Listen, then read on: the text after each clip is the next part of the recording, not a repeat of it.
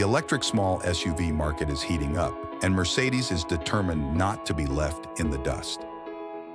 With the 2024 update to its EQA, they've pulled out all the stops to ensure it remains a top contender in this fiercely competitive arena.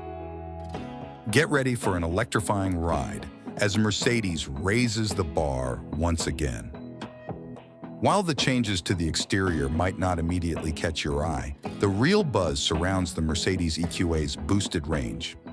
Despite Mercedes' heavy investment in the new MMA platform for upcoming EVs, the EQA sticks with the tried-and-tested MFA2 architecture shared with the GLA SUV. Surprisingly, despite the consistent battery size of 66.5 kWh to 70.5 kWh, the EQA now boasts an impressive maximum range of 344 miles, a significant jump from its previous 301 miles. Get ready to hit the road with even more confidence and freedom than ever before.